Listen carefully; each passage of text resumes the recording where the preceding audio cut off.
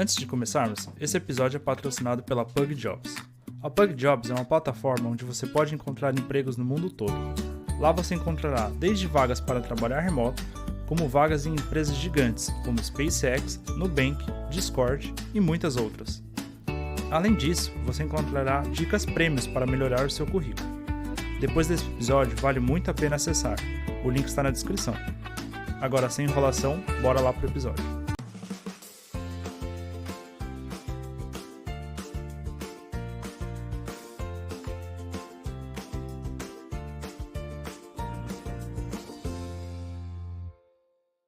Olá pessoal, sejam bem-vindos a mais um Pugcast. Meu nome é Lucas, eu sou o host do Pugcast e estou aqui com minha esposa Érica, co-host do Pugcast. Olá pessoal, sejam bem-vindos a mais um Pugcast. E não esqueçam, se escutarem um barulhinho ou um ronquinho no fundo, é nossa Pug Paçoca. Fala aqui.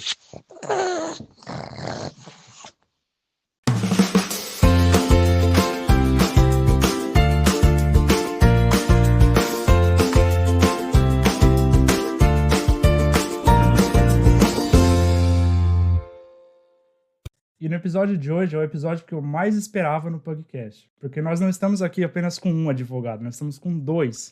E isso é para mostrar para os nossos futuros haters pensarem duas vezes antes de mexerem com a gente, hein? A gente quer primeiro dar as boas-vindas ao Pugcast, ao João e à Jéssica, um casal de advogados que atuam na área há quase 10 anos. E a gente vai falar um pouco sobre eles, sobre casos que eles já trabalharam e como que é a vida de um advogado. Sejam bem-vindos ao Pugcast. Quer falar primeiro? Não, pode falar. Pode começar. Bom, eu sou o João, eu sou de Pindamonhangaba, né? Eu conheci inclusive o Lucas aqui em Pindamonhangaba, a gente estudou junto na época do ensino médio. Eu fiz direito em Lorena, São Paulo, na Unisal. Lá na Unisal eu fiz direito, eu conheci a Jéssica lá, nós éramos da mesma sala, né?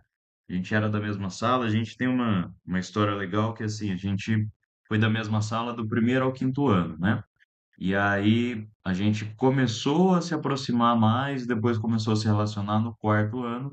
E aí a gente pegou uma época mais sofrida, mas também que depois fica uma época com uma lembrança mais gostosa, que é época de estudar para a OAB, de fazer prova, TCC, tudo junto. E foi nessa época que a gente começou a namorar. A gente estudou junto, a gente fez o TCC juntos, não juntos o mesmo TCC, mas assim, juntos de estudar. Inclusive, é, na época a gente estava fazendo, eu tinha uma orientadora um pouco mais atenciosa, que é a orientadora da Jéssica. Não, mas é verdade, né? Pode falar, a chance dela Então, ouvir o assim, podcast é mínima. então, assim, a minha orientadora, ela estava realmente orientando direitinho, enquanto a da Jéssica nem tanto. Então, a Jéssica estava bem perdida e foi bom que eu consegui ajudá-la nessa parte. É, Então, a gente fez junto e a gente tem uma coisa muito legal que quando a gente passou na OAB, é até engraçado lembrar disso, mas a primeira fase são perguntas alternativas, né? Que é a pergunta ali que você vai marcando o xizinho. E aí a gente começou a corrigir junto, porque sai um pré-gabarito no mesmo dia da prova, sai à noite, né? Pelo menos saía, não sei se é assim hoje ainda. E aí a gente estava na casa da minha mãe, a gente começou a corrigir ali. E aí quando eu passei, porque você precisa acertar 40 para passar, né? Então, não necessariamente a primeira fase não tem uma nota, né? Então você acertou metade, você passou. São 80 questões, acertou 40. Quando eu cheguei na questão 40, eu parei. Eu falei, eu passei, mas e a Jéssica? Será que a Jéssica passou ou não? Aí eu travei e falei, não vou nem corrigir mais, porque eu já sei que eu passei, não interessa quanto que eu acertei. E eu fiquei olhando ela, né? Gente, foi muito tenso. Eu fiquei olhando ela corrigir. Porque a gente puxou. Só que isso tudo foi na cabeça do João. E aí foi muito tenso, porque eu também tava contando as minhas. Eu também tinha conseguido acertar 40. E aí eu fiquei na minha cabeça, falei, cara, eu olhei pra ele, eu falei, ele não esboçou nenhuma reação. Eu acho que ele ainda não chegou nesse número, nessa pontuação. Aí eu comecei a pensar, falei, gente, vai ser uma bosta. Se um passa, o outro não, vai ser muito difícil. E aí, os dois estavam com o mesmo pensamento, né? Mas aí eu tava ali olhando, fingindo que eu tava corrigindo ali, olhando a mesma questão pela 20ª vez, né? Aí eu olhei pra Jéssica, eu falei assim, meio tímido, né? Meio baixinho, com medo. Eu passei. Aí a Jéssica olhou pra mim, eu passei também, me Legal. abraçou e tal. Aí a gente foi ver, a gente passou na mesma questão. Na Que mesma. legal. A gente tinha acertado a 40ª, a gente acertou na mesma questão. Então, isso foi legal, a gente deu risada, tudo. Depois a Almas gente gêmeas mesmo, hein? saiu. Pois é, então a gente estudou tão junto que a gente acertou na mesma questão, a gente tinha acertado 40, né? Não que a gente Uhum. acertou as mesmas, mas a gente chegou na 40 ali na mesma questão. Aham. E aí a gente saiu para comemorar e foi bem, foi uma sensação bem legal, bem de alívio ali, porque para me ajudar, né? Porque você fica todo naquele nervosismo e tudo mais, você não sabe como vai ser a prova, é a primeira vez e todo mundo coloca uma pressão nessa prova. Para ajudar, o meu siso inflamou no dia e eu fiz a prova assim com, sei lá, 39, 40 de febre, porque o siso estava Nossa senhora. Caraca. inflamado, com muita dor aqui no dente, né? E eu ia assim no banheiro diversas vezes, até o examinador começou a me seguir dentro do banheiro, falar, pô, esse moleque tá rolando, né? Aham. Porque eu ia lavar a nuca, porque eu tava com febre, né? Tava com dor e eu começava a suar muito. Então eu ia no banheiro, lavava a nuca, tentando aliviar. Então quando a gente passou, nossa, foi um alívio muito grande pra gente ali. É uma sensação muito boa também. E foi muito divertido a gente ter passado na mesma questão, né? Uhum. É, e assim, a faculdade, no modo geral, bom, eu ainda não me apresentei, meu nome é Jéssica, eu morava em Lorena e fiz faculdade lá, acabei conhecendo o João lá, como ele disse. E aí a faculdade em si, para nós dois, assim, foi um período muito tranquilo, até o quinto ano, que daí o quinto ano é OAB, é TCC, é aquela ansiedade de você não saber exatamente o que esperar do futuro, enfim. Um misto ali de sensações. Foi um ano muito bom para nós dois, né? Mas um ano bem desafiador. Foi bem, assim, desafiador, mas valeu muito a pena. E aí eu lembro que quando a gente saiu dessa prova, gente, na minha cabeça tinha sido muito difícil. Acho que para você também, né? A gente saiu assim, meu Sim, é. Deus do céu, que prova foi essa? Socorro, Deus, João com 40 graus de febre. E Uhum. eu já tinha certeza que não ia ter rolado, mas aí realmente foi uma sensação muito boa, assim, passar e passar junto foi. Era para passar mesmo. E aí tem aquela história, né, que todo mundo fala e a gente dá risada porque na nossa época também o pessoal falava, porque essa foi a prova mais difícil da história da OAB. Toda prova, todo mundo fala isso. Então, Sempre vai todo ser, mundo que né? falar para você vai falar, eu passei e a minha prova foi a mais difícil. Mas eu acho que é balela, porque toda prova foi a mais difícil até Aham. hoje. Então, a gente sempre vê aí o pessoal às vezes contando a história e fala isso, mas na nossa época também falou, né? É, mas assim, o quinto ano é um misto de sensações e a gente estava com um coordenador novo lá no nosso curso e esse coordenador ele prezava muito ali a questão da OAB porque ele queria um destaque nacional ali para a Unisal, né, como uma das faculdades que mais aprova. Então Sim. ele fez cursinho gratuito para os alunos, ele fez uma série de coisas ali que nos ajudou bastante também. E a prova vocês fazem ela ainda estando na faculdade? A partir do quinto ano?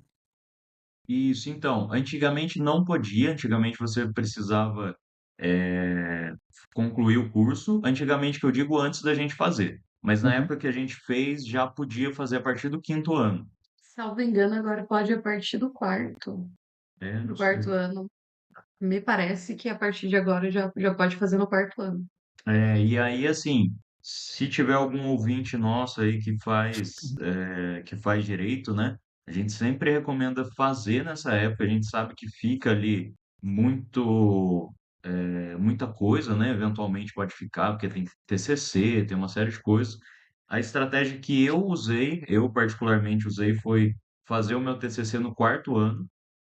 Então, quando foi assim, em fevereiro do último ano, eu já tinha entregue meu TCC, e aí eu me dediquei só para a OAB ali para passar, porque quando você é aluno, você ainda está com tudo fresco na cabeça, né?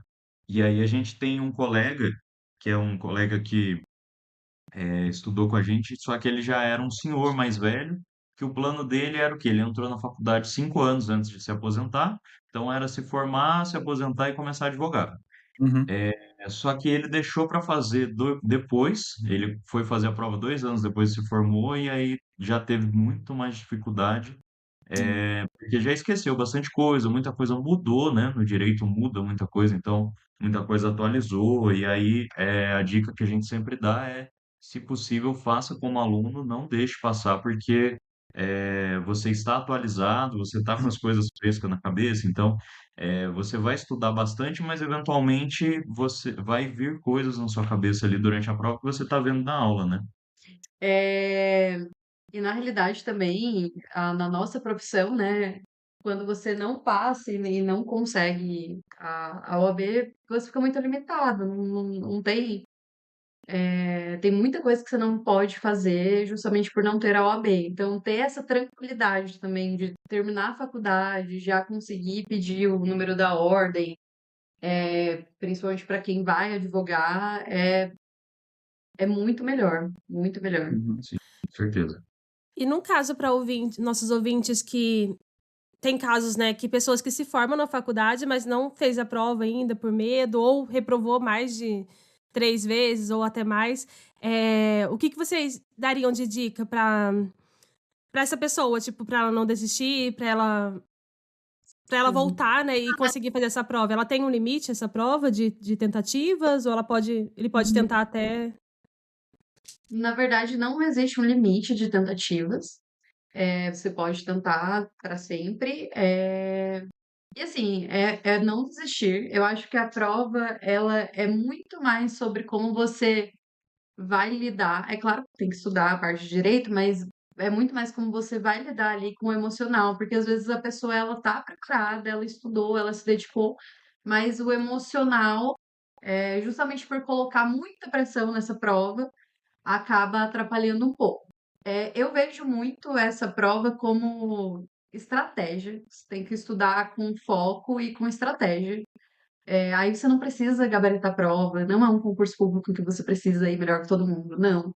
Você precisa fazer 40 na primeira e 6 pontos na segunda. Então, eu me lembro que na nossa época, existiam matérias assim que eram muito importante você tentar gabaritar, como ética, por exemplo, que tinha um número de questões muito grande, para você já ir tendo esse alívio e conseguir alcançar os 40 pontos. Então, por estratégia, eu lembro que eu foquei em algumas matérias em específico, matérias que têm bastante questões e eu conseguia pontuar ali de 40, 50, enfim, Sim, justamente para conseguir alcançar a nota que eu precisava. E aí, na segunda fase, é a mesma coisa. Você precisa de 6 pontos. Se você tira 10, você não vai ganhar uma OAB diferente, enfim. Então, o foco é ter estratégia para você fazer essa pontuação. Uhum. E aí, dando um passo antes aí, da carreira, como que vocês decidiram seguir essa carreira de advocacia? foi na escola já, tipo, no ensino médio eu quero ser Quero advogado. processar todo mundo. Como que Quero foi? fazer... Na realidade, assim, a minha família, eu venho de uma família de muitos concurseiros, muitos. Então, eu me lembro que eu fiz uma viagem com 15 anos para Recife e a minha prima, ela estava entrando na faculdade de Direito. E aí aquilo me chamou a atenção. Eu comecei a achar que fazia sentido para mim. E na época, o meu foco seria fazer a faculdade para, de fato, prestar concurso. Enfim, advogar nem era uma opção. Sim. Acaba que eu saí da faculdade sem um concurso e aí eu fui advogar. A profissão me abraçou. Legal. Sim, é muito comum também, assim, a gente entra com uma percepção na faculdade e isso vai mudando, né? Então, eu nunca seria advogado, eu nunca prestaria um concurso, e aí, às vezes, você tem um contato com algum professor que você gosta, e o professor tem aquela profissão, e aí você começa a perguntar, isso vai gerando curiosidade, né? Então, isso é interessante, Isso é legal também. E a advocacia, ela proporciona muitas coisas legais, muito contato com pessoas, né? Contato direto com pessoas que às vezes em outros concursos você não vai ter. Então, assim, tudo isso é legal, mas isso que a Jéssica falou é muito verdade. A gente vê muita gente, no primeiro ano eu vou prestar concurso para juiz. E aí chega no último ano, não, eu desisti, eu vou ser advogado, ou eu vou ser delegado, ou...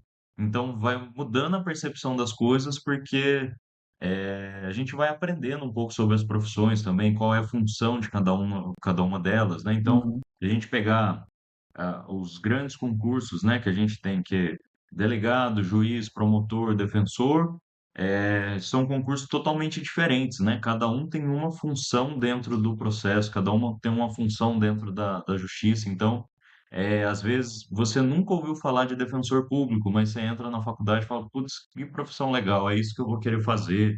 Ou no estágio, né? Você tem um contato no estágio também, o estágio é muito importante. Eu, particularmente, todos os estágios que eu fiz, eu tive a sorte ali de fazer um estágio em contato direto com pessoas, né? Então, eu comecei ali no juizado especial, no Sejusc, que são setores ali onde a pessoa ela está com um problema e ela vai diretamente lá procurar a justiça para uma resolução sem o advogado, né? Em alguma das vezes. Então, em ambos ali dos primeiros estágios, eu abria o processo para a pessoa, né? Eu pegava aquele termo da pessoa, eu pegava aquele relato, e isso e aquilo, e assim, eu sempre gostei desse contato com pessoas, né? Sempre gostei de conversar, de entender, de tentar ajudar. E eu lembro, por exemplo, uma vez eu atendi um senhor e ele estava com um problema num serviço que ele fez no telhado, que o cara tinha feito. E isso, como foi ali o primeiro estágio, eu devia ter, acho que 19 anos, 20 anos no máximo. E aí esse senhor, ele começou a me contar, não, porque o cara, ele fez tal coisa, e aí amassou o rufo, e a calha, e não sei o quê. E assim, para mim aquilo tava ficando grego, né? Eu falei, meu, como é que eu vou ajudar o cara se eu não entendo, se eu não sei nem o nome das coisas, né? Ele, Uhum. não, porque o cara trouxe um caibro quebrado lá para fazer isso e aquilo. Aí o que que eu fiz? Eu falei pro senhor assim, olha, eu estou tentando aqui escrever o relato do senhor para a gente fazer o processo, mas o sistema está fora. Então, eu vou marcar um horário com o senhor amanhã, e aí o senhor volta amanhã para a gente fazer esse processo, né? Aí eu marquei com o cara no outro dia, e aí eu peguei, entrei no Google lá, descobri tudo que eu podia descobrir de telhado para poder Legal. relatar melhor a história dele, Uhum. porque quando as pessoas fazem um processo sem advogado, a principal principal problema que a pessoa tem, né? A principal dificuldade é que o quê? Quando chega para o juiz, essa história está meio mal contada. Então, às vezes, o juiz ele não entende muito bem o que aquela pessoa está querendo falar, né? Então, eu tive um problema com tal coisa. Se você não relata aquilo direito, porque quando é com advogado, o advogado vai saber como escrever. Quando é sem advogado, que é o servidor fazendo, né? É, é difícil porque se você não relata direito o que a pessoa está sentindo, o que ela está fazendo, às vezes você atrapalha a pessoa, né? E um dos medos principais que eu tinha no estágio era esse. Putz, se eu não relatar direito, vai chegar para juíza, né? Que era a doutora Laís na época, que era uma juíza excelente que a gente tinha aqui no juizado, vai chegar para ela, ela não vai saber muito bem o que que eu estou querendo dizer. Então, muitas vezes eu já fiz isso, ou falava para a pessoa, olha, essa desculpa do sistema era sempre, né? Eu falava, olha, o sistema está travando um pouquinho, você pode esperar ali fora, quando eu via que era algo mais simples, né, que eu conseguia resolver rapidinho, e aí era Google, ele não tinha o chat GPT na época, né? Não tinha nenhuma Sim. inteligência artificial, era o Google, entrava nos fóruns ali, às vezes, dependendo do que era, né? Então, para tentar relatar direitinho. Então, todos os estágios que eu fiz, eu tive essa vivência, né? Também fiz estágio na Defensoria Pública durante ali bastante tempo. Fiz estágio no gabinete da juíza também, então passei por vários locais ali, fiz estágio na sala de audiência, e tudo isso me ajudou muito na prática da profissão, porque quando eu comecei a advogar, eu já sabia como atender uma pessoa, eu já sabia como fazer audiência, eu sabia o que a juíza ia esperar, porque eu tinha trabalhado com a juíza, então sabia o que ia escrever. Comecei a fazer algumas coisas em alguns processos que ninguém faz, até hoje não faz, porque isso a gente não aprende na faculdade, né? Então, eu gosto de, dependendo do processo, fazer um resumo antes de entrar nos fatos, porque para a juíza saber o que é, né? Porque se a gente for pegar na época que eu fiz estágio no gabinete, era a doutora Laís, que era uma juíza, e a gente tinha aqui cerca de 2.000 processos em Pinda, que ela cuidava, né? Então, se você for pegar, é muita coisa. E realmente, assim, a juíza, ela vai e ela vai ler aquele processo, ela vai interpretar aquele processo, mas quanto mais confuso você for, pior vai ser para você conseguir. Porque imagina uma juíza que já leu 20 processos chegando no seu. Ela já está cansada, já não mais consegue interpretar da mesma forma. Então, se você não for claro, não for direto, né?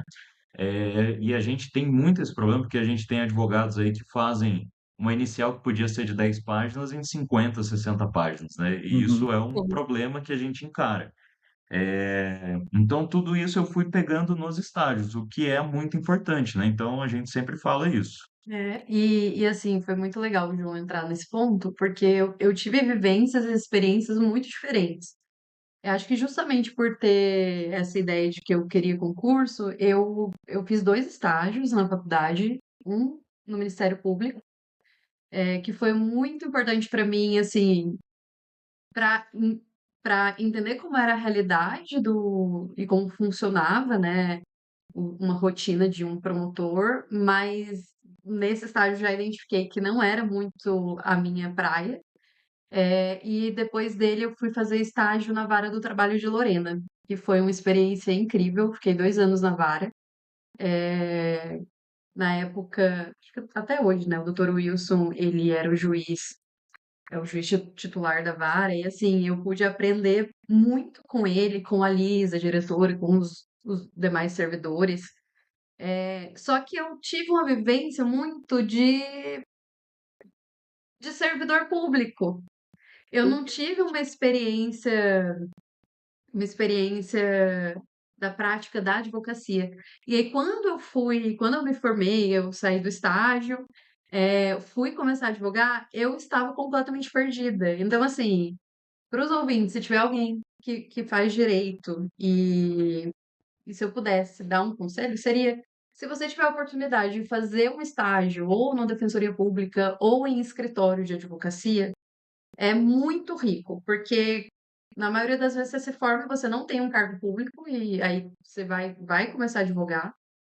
E eu não sabia que documento eu precisava fazer para o cliente assinar. Eu lembro que no meu primeiro atendimento eu tive que procurar, ver muito vídeo no YouTube na época, pesquisar no Google que documentos que eu precisava pedir para a pessoa, justamente porque eu estava completamente perdida. E assim, foi muito bom ter o João do meu lado, porque a gente sempre trocou muito as nossas experiências e vivências, e o João já tinha um conhecimento mais prático, para advocacia que eu não tinha.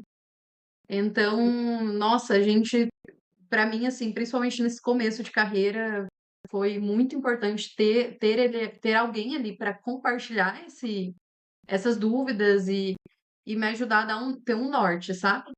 E aí eu comecei a divulgar até a forma de você escrever, porque como eu trabalhava na vara do trabalho, o Brad fazendo participação especial. Belezinha. Participação especial do Brad Pitt. Como eu trabalhava na vara do trabalho, até a forma de escrever nas peças é diferente, é o juiz mandando. E aí, quando você é o advogado, tudo você vai ter que mudar, até a forma do verbo, porque você vai ter que estar pedindo para o juiz, entendeu? Então, assim, foi muito bom ter o João do meu lado, porque me ajudou a ter alguém ali que também passava pelas mesmas situações. E a gente sempre trocou muita, muita experiência, muita vivência. Não só o João, né? Como outros colegas, que se formaram com a gente, que também estavam enfrentando as mesmas dificuldades. Ter essa rede de apoio foi muito importante.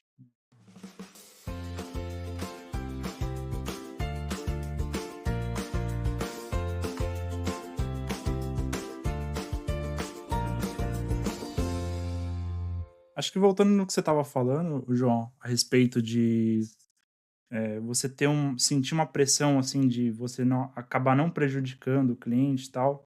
Vocês acham que na profissão de vocês tem alguma pressão para vocês sempre ganharem, assim, os casos e vocês acabarem não prejudicando mais as pessoas? Vocês acham que vocês levam isso para casa, alguma preocupação, assim, dos casos que vocês trabalham?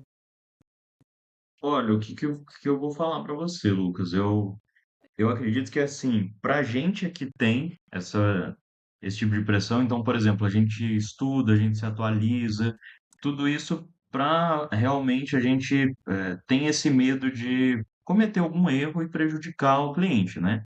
Então, por exemplo, vamos supor, tem um caso lá no escritório que a pessoa ela comprou um imóvel.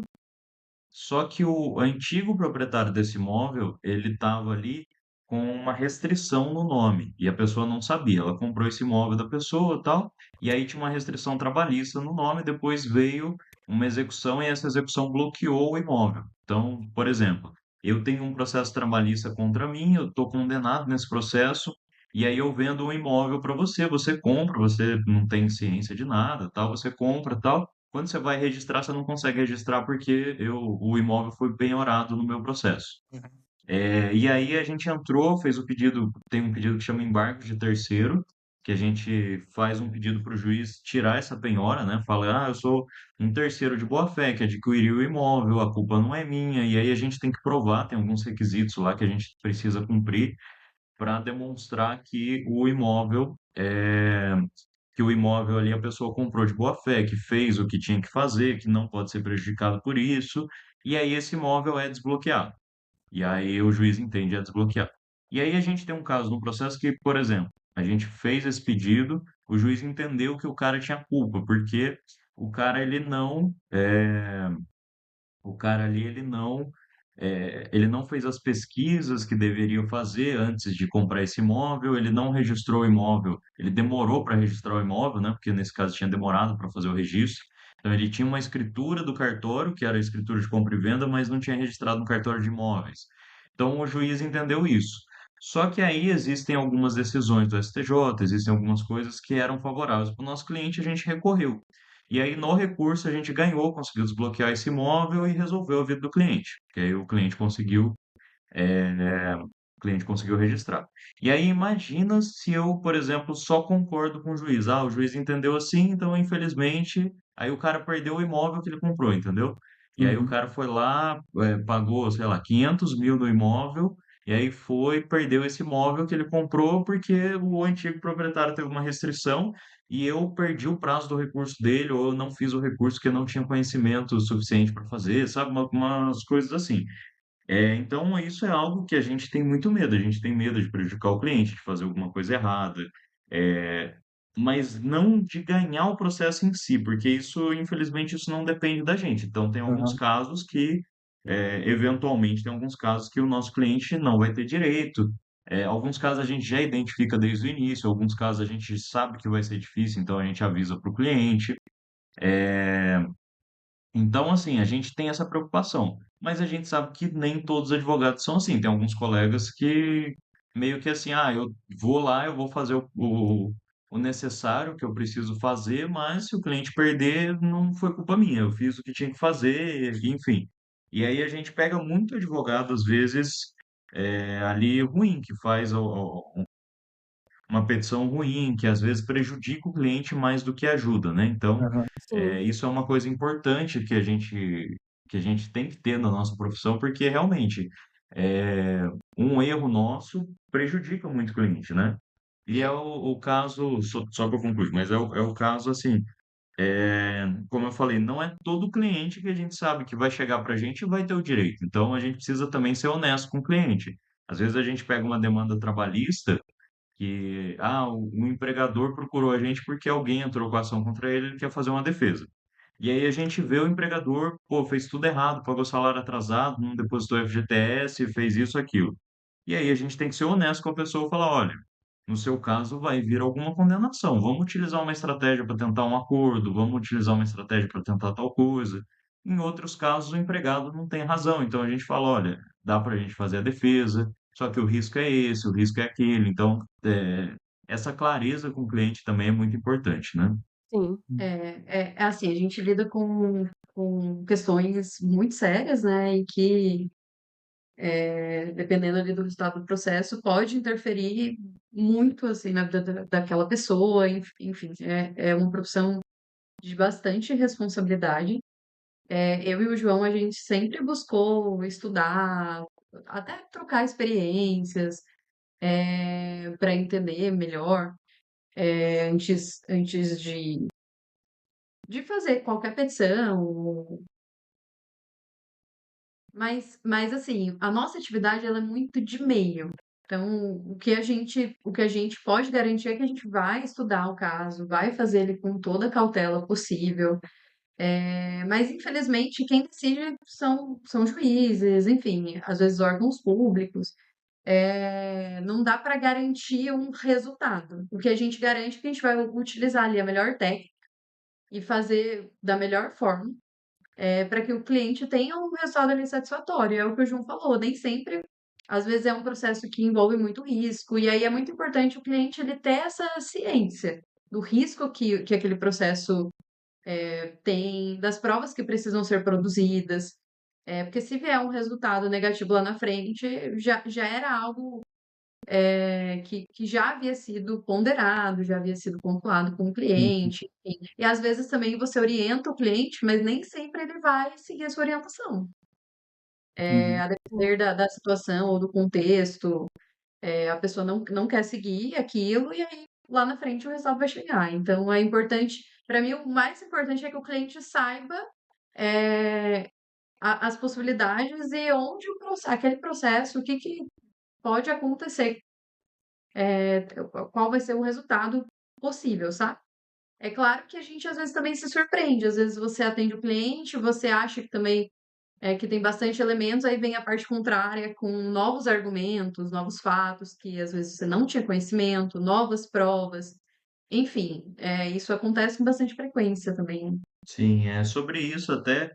Eu não atuo nessa área, mas a gente tem conhecimento de histórias, tudo mais. A Jéssica, no escritório anterior que ela trabalhou, ela teve alguns processos, mas, por exemplo, a gente hoje em dia, infelizmente, no Brasil, está muito comum questão de golpe, né? Então, empréstimo descontado da aposentadoria da pessoa, que a pessoa não fez esse empréstimo, cartão de crédito que a pessoa não pediu, que está sendo consignado na aposentadoria. Então, infelizmente, a gente está com esse problemão aqui no Brasil.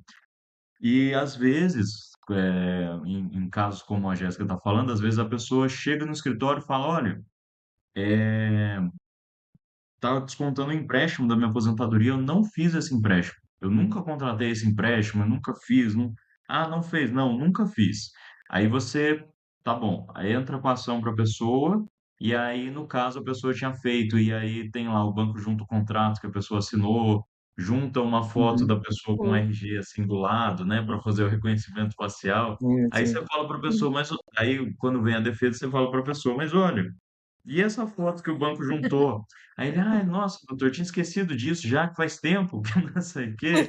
Então, assim, às vezes tem esse problema também que acontece, que é o que a Jéssica falou. Às vezes a gente acha que a ação ali, ela tem uma possibilidade muito grande de ter êxito, né, de você ter sucesso, e aí quando vem a defesa, ela traz outras provas, né? Uhum. Isso é complicado também. Além do cliente, né, Lucas e Érica, que a gente tem, assim, às vezes o cliente conta uma história para a gente, e aí quando chega na audiência, ele conta uma outra história para o juiz. Isso, nossa, isso acontece muito. Isso acontece muito, e às vezes o juiz ele olha para a gente como quem diz: Olha, o que você contou no processo não tem nada a ver com o que o cliente está falando aqui, né? E é um problema também que às vezes a gente enfrenta e que o cliente, a gente brinca lá no escritório, a gente fala que o cliente ele vai contando em parcelas, né? Então ele conta uma coisa, aí daqui a pouco passa 10 minutos, ele, mas tem tal coisa que eu não contei. Aí depois de alguns dias ele vem, eu esqueci de falar uma outra coisa. E aí às vezes Uhum. você já entrou com o processo, não dá mais para mudar, é complicado. Nossa, eu lembro que o João foi fazer uma audiência, e ele me mandou mensagem, Jéssica do céu, acho que isso nunca tinha acontecido antes.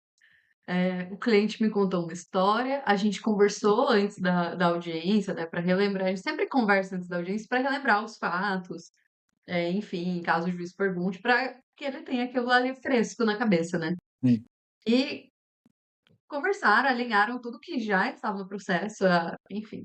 Chego lá na frente do juiz, ele fala uma coisa completamente diferente. Aí foi a testemunha dele, falou outra história Eita, completamente diferente. E o João assim, meu Deus, Foi, onde eu pior que enfio a foi meu cara, mesmo. né? Deus.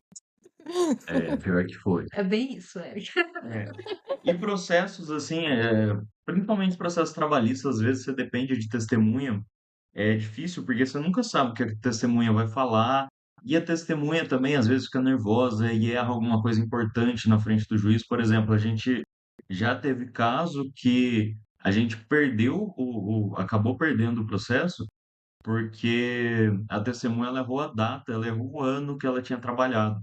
Então, assim, ela dizia que ela trabalhava com a pessoa, e aí, quando o juiz perguntou, ela falou um outro ano. Então, por exemplo, o cara que estava processando trabalhou de 2018 a 2020. Aí a testemunha da empresa foi lá, o juiz perguntou: quando que você trabalhou? Ah, eu trabalhei em 2021. Então, quer dizer, não trabalhou com a pessoa, então não tem esse conhecimento. Só que a pessoa tinha trabalhado em 2020. Então, às vezes acontece esse tipo de erro que também atrapalha o processo, né? Uhum. E assim, é bem comum porque a pessoa não está acostumada com aquela uma audiência, às vezes é a primeira audiência da vida. Então, a figura ali do juiz, às vezes a pessoa já vai assim muito nervosa. A gente sempre tenta conversar, explicar como funciona. Aqui a gente conhece alguns juízes, então tem juiz que já é um Já sabe o jeito, né? já é um pouco mais difícil. Eu já tento preparar o cliente para de repente ele não chegar lá e ser surpreendido. Então, Sim. ó, ele tem esse jeito, essa postura, não se assuste. E você precisa falar, se ele perguntar, seja objetivo, enfim, para tentar evitar essas situações, mas, né, nem sempre é possível. Sim. Já que Sim. vocês estão falando de casos, conta pra gente qual que é um caso engraçado que vocês lembram que vocês passaram. Você primeiro. Eu tô tentando lembrar.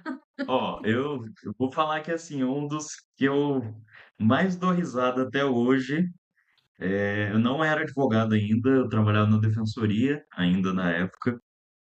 O seu Manuel, eu lembro até o nome do senhorzinho, Salve, que seu era Manuel. uma figurinha, era uma figurinha carimbada que tinha na Defensoria Pública de Taubaté, porque ele era uma figurinha carimbada porque uma vez ele passou a perna num defensor, sabe? Contou, ele, assim, ele tinha um processo contra ele.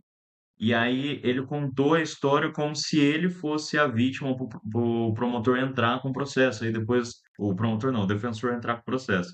Aí depois que entrou, aí viu que já tinha um processo contra ele do mesmo fato, só que ao contrário do que ele tinha contado, sabe? Hum. Mas em resumo, o que que aconteceu? Ele era, ele era casado, esse senhor, e a esposa dele, antes deles se casarem, a esposa dele tinha sido sorteada pela prefeitura de Taubaté para ganhar uma casa, né? Naqueles programas sociais que tem e tudo mais. Então ela ganhou ali uma casa. E aí, o que que o senhor fez? Ele casou com ela e aí passou as contas de luz, de água para o nome dele. E um belo dia ele pegou e falou assim: Olha, você saia da casa porque a casa agora é minha, porque as contas estão no meu nome. E a casa era dela, né? Ela tinha sido sorteada pela prefeitura, ela que era a proprietária. Então as contas estão no meu nome, assim, é coisa de pessoa mais simples ali, que às vezes acha que certas coisas resolvem, mas ele tinha colocado, se eu não me engano, IPTU também no nome dele.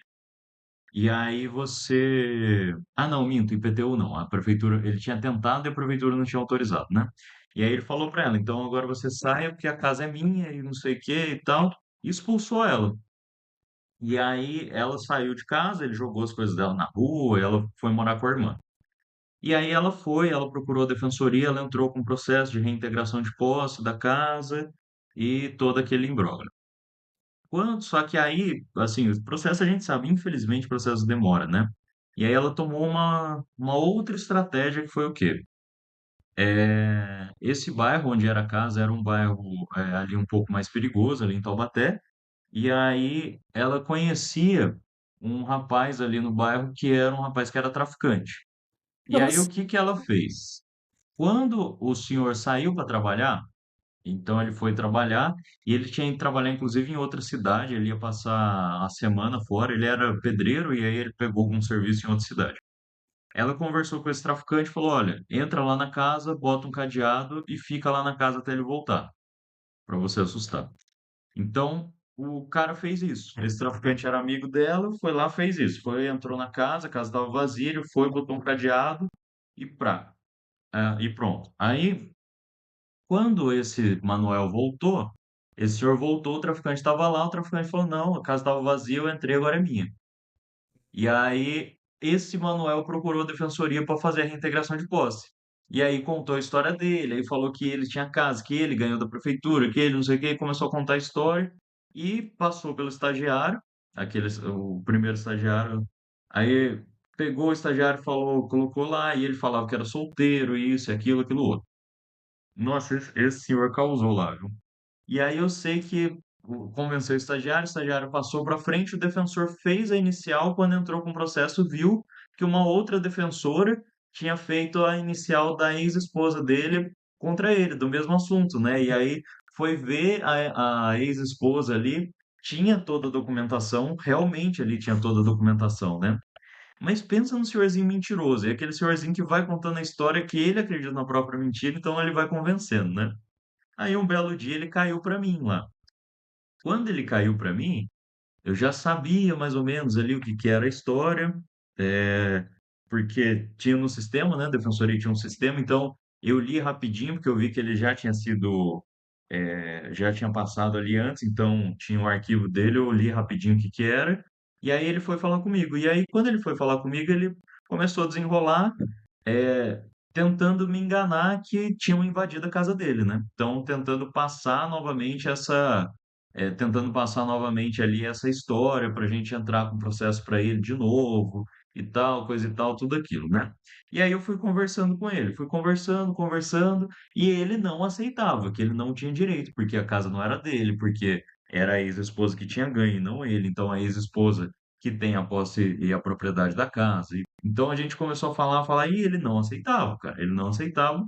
E aí chegou no momento que eu falei: Meu, esse cara nunca vai aceitar, então eu vou pedir algo impossível para ele.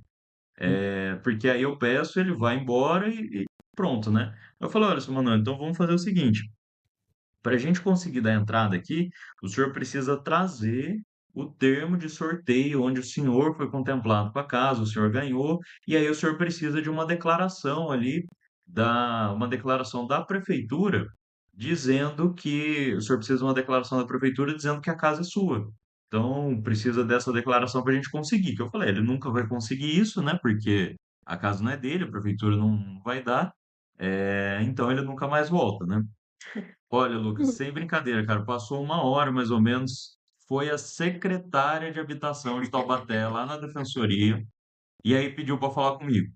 Aí ela pediu para falar comigo, veio falar comigo e tal. Eu quero entender o que está acontecendo, porque ele falou que você mandou fazer um documento para ele dizendo que a Meu casa é Deus. dele. Aí já começou a causar aí, né? O senhorzinho já começou a causar aí e tal. Aí ele ele quer que você. Ele falou que você mandou fazer esse documento. Aí eu expliquei para ela, eu falei, não, não foi isso que eu falei para ele. Eu falei para ele que, caso ele quisesse, ele precisa trazer a prova que foi ele que foi contemplado. Eu sei que não foi ele, então eu sei que ele não vai conseguir esse documento. E por Aham. isso que eu quis ali de usar de estratégia, porque ele não aceita não como resposta. Aí ela falou assim, ai, nem fale, ele vai todo dia lá. Ele vai todo dia lá e fala que roubaram a casa dele, a gente fala que a casa não era dele, e ele mostra a conta de luz, fala que a conta de luz está no nome dele, enfim. Aí, beleza. Aí eu sei que foi indo, eu conversei, expliquei para a mulher foi embora. Cara, passou assim, uns 2, 3 dias eu chegando para o estágio e ele lá na fila para entrar na defensoria, porque tinha uma fila, né, que geralmente fazia ali pro atendimento, que era por ordem de chegada, então o pessoal chegava cedo, né? A gente abria às 8, era 7 horas e já tinha o pessoal na porta lá. Aí ele tava ali um dos primeiros da fila. Aí quando eu entrei, a Karina, que era nossa chefe ali, né? Que era chefe dos estagiários, ela falou, João, você viu quem tá na fila? Aí eu peguei e falei, Karina, eu vi aquele senhor que eu atendi e tal, tal. Aí ela falou, eu vou falar pro fulano, é, eu vou falar pro fulano que era o segurança, né? Eu vou falar para ele, falar pro seu Manuel ir embora. Aí eu peguei e falei assim, caí na asneira, né? Falar para não, cara, deixa ele, não sei desde que horas ele tá aí, só manda ele para mim, né? Pega a senha dele, vê qual senha ele vai pegar e passa essa senha para mim. Que daí, que eu pensei, né? Ele não vai mentir de novo para mim, né? Aham. Sim. Cara, dito e feito, chegou, ele começou a tentar me convencer de novo, mesma história, tal, tal, tal, tal. Aí, Lucas, eu acho que é uma das coisas mais engraçadas, porque eu abri o processo dele e aí vi o nome da ex-esposa dele, eu peguei e falei, seu Manuel, quem que é tal pessoa? Aí ele, não, tal pessoa, não sei, nunca ouvi falar. Aí eu falei, seu Manuel, tem certeza? Não, nunca ouvi falar. Falei, mas o senhor já foi casado? E eu ali com a certidão de casamento do cara na minha frente, né? Aham. No computador. Aí eu falei, o senhor já foi casado? Ele, ó, faz 40 anos que eu tô com a mesma mulher. Aí eu falei, o senhor é casado? É, não, mas o senhor já divorciou? Não, nunca, jamais, que não sei o que isso não é de Deus, que isso, que aquilo, tal. Aí eu peguei seu Manuel, tudo bem, mas e a fulana, quem que é? Não, não conheço a fulana, tal. E aí ele começou meio que se alterar comigo, né? Porque ele foi vendo que ele tava caindo. Aí eu peguei e falei, ó, antes que ele perca a paciência, eu vou falar para ele mais uma coisa impossível, e aí vai ser impossível mesmo, né, de fazer. Falei, ó, seu Manuel, então vamos fazer o seguinte, já que o senhor é casado, 40 anos, o senhor está querendo ver a casa, o senhor sabe, quando o senhor tem uma casa, a esposa do senhor também tem direito sobre essa casa e tudo mais, então volta o senhor com a sua esposa aqui que eu vou atender os dois e tal, e aí a gente vê. Lucas, acredite se quiser, cara, esse senhor voltou no dia seguinte com uma moça, Meu voltou lá com uma mulher lá, tal, mais nova que ele um pouco. E aí, assim, cara, eu comecei a ver, aí eu peguei e falei pra ela, olha, a senhora é casada com ele? Aí ela, assim, cabeça baixa, uhum. Aí eu falei, quantos anos? Ele, não, 40 anos já que a gente tá junto e tal. Falei, mas vocês são casados no papel? Aí ela, uhum. Aí ele, não, não, no papel não, doutor. No papel a gente nunca casou, não sei o quê. Eu falei, tá. Mas tem comprovante? Daí ele, não, tem comprovante no cartório. Aí eu peguei, então tá bom. Então, dá o RG dos dois que eu vou pesquisar. Cara, acredite se quiser, Lucas. Quando eu peguei o RG dos dois, eu olhei, mesmo o nome do pai, mesmo o nome da mãe. meu Aí eu Deus. peguei e falei, seu Manuel, o senhor tá de brincadeira comigo? Dele, por quê? Eu falei, seu Manuel, vocês são irmãos. Aí eu sei que ela Deus. olhou, cara, se ela pudesse entrar dentro da camiseta dela, ela entrava assim, porque ela começou a baixar a cabeça assim. E aí eu sei que, aí eu peguei e falei, seu Manuel, olha, eu tô aqui aberto, olha o nível do senhor. Eu tô aqui aberto com a certidão de casamento do senhor. E aí eu virei o monitor para ele. Falei, olha, no dia tal, o senhor casou com tal pessoa, tal, tal, aqui no cartório de Taubaté. Cara, ele me vira e fala assim, doutor, ó, eu vou ser honesto com você. Eu não vou mentir. Uma vez eu tava passando na frente do cartório, falaram, ó, entra aqui pra você assinar um negócio. Eu entrei e assinei, mas não sei o que é. Aham. E a data coincide. Ele falou, é mais ou menos essa época Senhora. aí. Aí eu peguei e falei, olha, seu Manuel, o senhor vai me desculpar, eu já não estou mais com paciência para o senhor, eu peço para o senhor aí a gentileza do senhor se retirar. E aí ele começou a ficar nervoso. E aí tinha um defensor, porque lá cada estagiário ficava numa baia, né? Eles faziam um biombo assim, cada estagiário ficava em um, e por azar dele tinha um defensor do lado que era o defensor o mais bravo que tinha lá. E aí ele ouviu, porque eu falei um pouco mais alto, né? Eu peguei, seu Manuel, pode ser retirado aqui, tal, tal. Eu vou relatar pro defensor e o defensor estava do lado. Quando o defensor viu e viu que era ele, porque o defensor já conhecia a Já figura, né? ficou famoso, né? Nossa, o defensor escrachou com ele e falou: olha, se o senhor não sair daqui agora, o senhor vai sair com segurança, porque não é possível que o senhor está tentando enganar mais uma pessoa aqui dentro do mesmo prédio, que não sei o quê. Aí ele foi e não voltou mais. Mas, nossa, esse foi um dos casos mais engraçados, eu acho, porque o senhor ele mentia e você mostrava, quando eu mostrei para ele a certidão de casamento, ele falou: olha, eu não vou mentir, não. Uma vez eu estava passando na porta do cartório e pediram para eu Cabeça assinar inteira. um negócio, só que eu não sei o que é. Aí eu peguei, ó, seu Manuel, casaram o senhor, foi isso que o senhor assinou lá. Casou sem Aí, querer. só que o cara levar a irmã também, e falar que era esposa, nossa, Muito é bom. muita mentira, né? Muita Aham. vontade. Esse foi um dos casos mais engraçados até hoje, porque foi um caso longo, né? Que foram vários dias, E, nossa, eu vou falar, a gente fica pensando na capacidade do ser humano de inventar as coisas e persistir ali, né? Uhum. Sim. Nossa, isso foi muito engraçado. E tem vários outros, né? Lógico, se a gente for ficar aqui, fica o dia inteiro Mas contando, é que né? esse Mas realmente, esse é esse, Esse foi- imbatível. nossa, eu lembro que eu falava pra Jéssica, que a gente já tava juntos na época, né? Eu falava, Jéssica do céu, eu não tô acreditando que esse senhor fez isso, não é possível.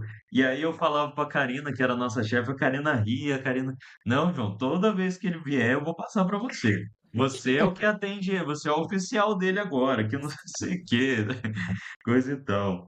Mas a Jéssica deve ter vários também, eu não sei qual que ela classificaria como mais engraçado. Se lembrar assim de caso, mas em atendimento, ai, às vezes você passa por cada situação. Eu me lembro que eu fui dar uma ciência de uma sentença para um cliente e a sentença tinha sido excelente. E eu sempre gostei no atendimento de tentar falar a linguagem do meu cliente, porque eu acho que ele precisa entender o processo. Então não adianta eu falar para ele, ah, sua sentença foi improcedente. A pessoa, às vezes, é uma pessoa simples, não vai ter a menor noção do que é a palavra procedente. Então eu gostava de tentar falar numa linguagem que ele conseguisse compreender. Aí ele foi lá, eu expliquei, falei, a gente ganhou, sua sentença foi muito favorável, a gente ganhou isso, isso e aquilo. Só que agora inicia-se a fase de recurso, a empresa pode vir a recorrer, e aí, se isso acontecer, o processo ele vai. Eu nem falava que ia para o tribunal, eu falava assim, ele vai lá para Campinas, que daí tem um grupo de juízes que vão julgar de novo, vão verificar, analisar o caso e julgar de novo. Mas essa é uma possibilidade. Eu percebi que ele ficou com uma carinha assim, meio que de ué, sem entender muito bem. Aí eu perguntei pra ele, o senhor conseguiu entender? O senhor ficou com alguma dúvida? Aí ele não falou nada pra mim. Gente, eu sei que me chega. Isso foi de manhã, no período da tarde, chega ele com a esposa dele. Ela, então, eu queria entender o que aconteceu no processo dele, porque ele chegou chorando em casa. E eu, assim, Meu, chorando. Mas ele ganhou. Eu falei, mas a sentença foi tão boa pra ele. Eu expliquei Ele pra ele, gostou? eu perguntei se ele tinha alguma dúvida. Gente, é assim, são situações que você passa. Acho que ele, de repente, ficou com alguma vergonha de falar pra mim, né? Que ficou com dúvida, não entendeu claramente o que eu falei. E aí apareceu lá de novo com a esposa. Ai, gente, aí foi bem engraçado também.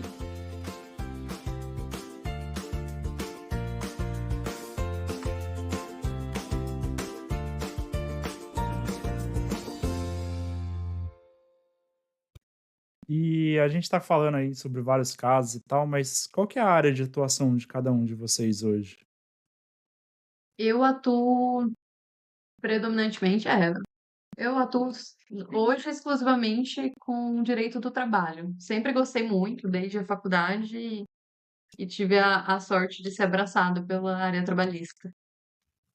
Legal. No nosso escritório, a gente, assim, a gente faz praticamente todas as áreas, a gente só não atua em bancário e criminal, mas pessoalmente, eu no escritório eu cuido da parte trabalhista e da parte previdenciária, né? Previdenciária é o INSS, então, para pedir benefício, para fazer recurso, para verificar alguma questão de contribuição. Então, essa parte do previdenciário do INSS e da parte trabalhista eu que cuido no escritório, e aí tem outro advogado que faz outras áreas, né? Mas eu, pessoalmente, são essas duas áreas principais aí. Tá. E agora eu vou emendar então duas perguntas em uma. E eu queria saber assim, como que faz para vocês se manterem atualizados? Porque a gente sabe que, principalmente no Brasil, a área de direito muda muito, né? As leis mudam muito. E como que vocês acham que a tecnologia hoje, com inteligência artificial e tal, melhora a profissão de vocês? Se vocês usam no dia a dia, com o que vocês podem usar? Se dá para falar pro chat GPT fazer tudo? Como que funciona isso? Lucas, eu vou começar pela parte de atualização. Assim, eu e o João sempre buscamos fazer cursos de atualização. Eu gosto bastante de cursos mais práticos, às vezes alguns congressos, que vão ter vários temas e vários palestrantes, falando de vivências, experiências. Eu acho que isso é tudo muito enriquecedor. É claro que quando a legislação muda, né, a gente precisa estudar de fato, é um estudo contínuo, o direito ele demanda essa atualização Aham. contínua mesmo. E sobre a tecnologia, eu me lembro que ano passado eu tinha até uma certa resistência quando eu ouvi falar em ChatGPT e não sabia direito como era, como funcionava. Aí me lembro que teve um curso sobre ChatGPT para a advocacia na OAB de Taubaté. Eu nem queria fazer o curso, porque o tema não me atraiu em nada.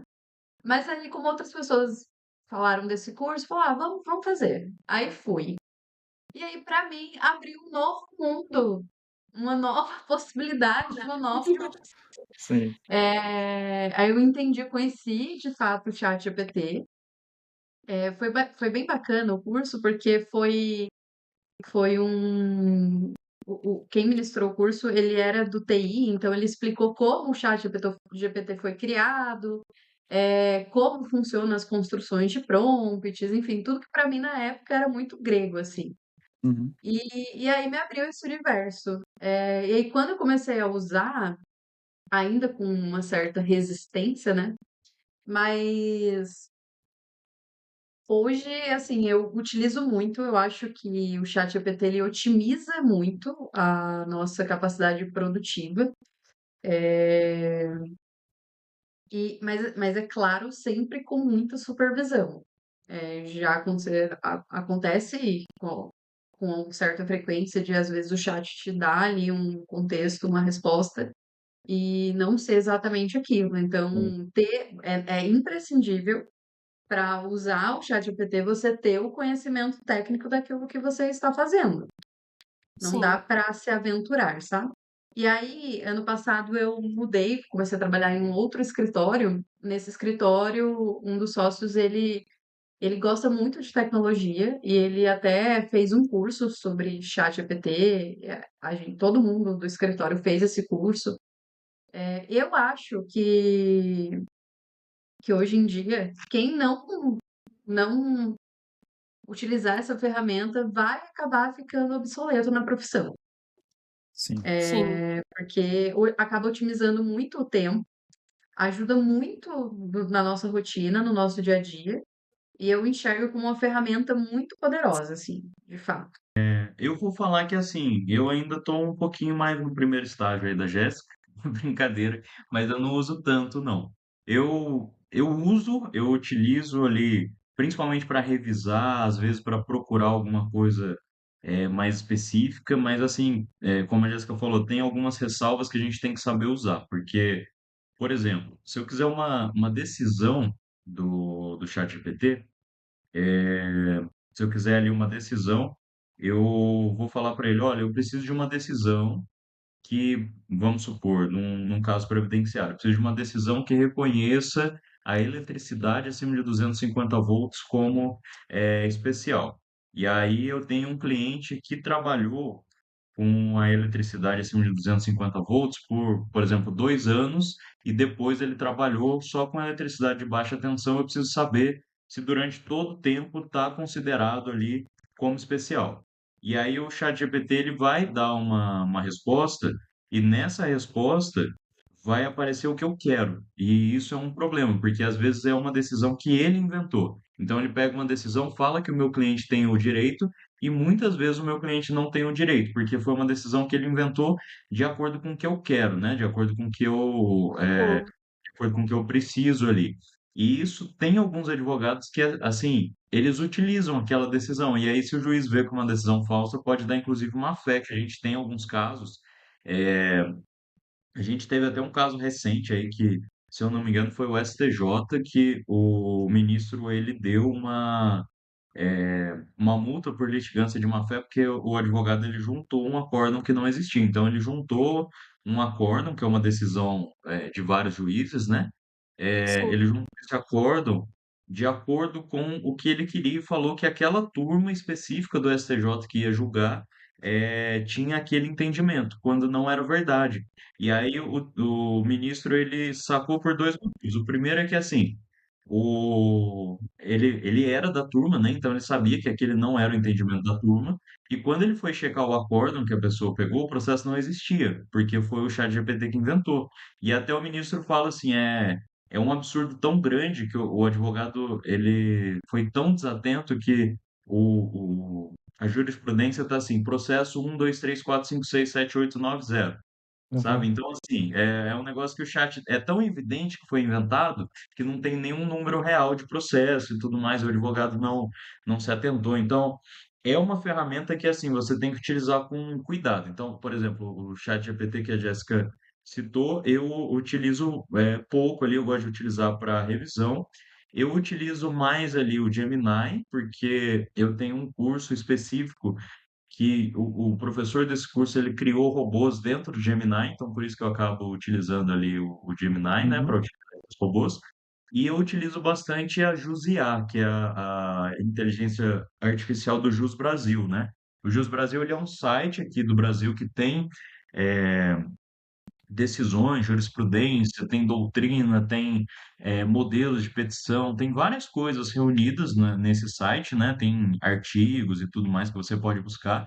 Então, eu acabo utilizando a jurisprudência dele, a inteligência deles, porque ele me ajuda com decisões jurisprudenciais, né? Então, às vezes eu quero uma decisão X, eu entro na inteligência e falo, olha, eu preciso de uma decisão que aborde sobre esse tema, tal, tal, tal, tal. E aí ele me manda dentro do próprio Jus Brasil. Então ele não inventa, né? Ele pega ali dentro Aham. do próprio Jus Brasil, porque já está tudo ali dentro. Então eu consigo checar o número do processo, consigo abrir aquela decisão, consigo copiar ementa. Então isso facilita muito, né?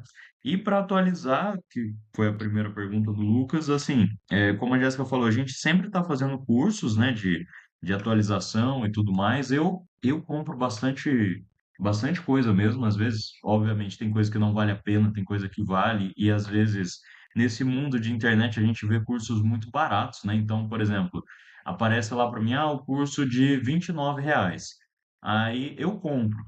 Mesmo que assim, não conheça a pessoa, não sei do que a pessoa está falando, porque eu falo, às vezes vai me ajudar em alguma coisa e R$ 29 ali, o que que é R$ 29, né? Então, Aham.